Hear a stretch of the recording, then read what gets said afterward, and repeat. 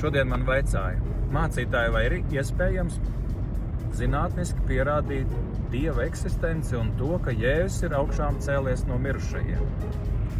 Empīriski nevar.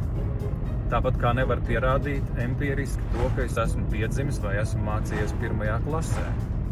Empīriski nozīmē kaut ko atkārtot. Ja jūs man vaicāt, kā uzvārīt garšīgu olu ar mīkstu dzeltenumu, es jums izstāstīšu, ka ielieciet olu augstā ūdenī. Kad ūdens ir uzvārījies, vēl 3 minūtes vāriet un tad apliejiet ar augstu un visticamāk rezultāts jūs apmierinās. Savukārt Dieva eksistenci un to, ka Jēzus ir augšām cēlies no mirušajiem, mēs nepierādām empīriski, bet vēsturiski. Par vēsturi liecina liecinieki. Vairāk nekā 500 cilvēku liecina par to, ka Jēzus ir augšām cēlies no mirušajiem.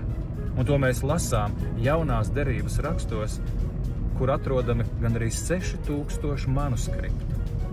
Nav neviena persona, par kuru būtu tik daudz pierādījumu kā Jēzus. Un tas, ka ir vēl cilvēki, kas netic, ka Jēzus ir augšām cēlies, ir nevis pierādījumu trūkumu dēļ, bet tādēļ, ka cilvēki nevēlās, lai Jēzus viņiem saka, kā viņiem dzīvot. Es ticu un turos pie Kristus, kurš ir augšām cēlies no mirušajiem.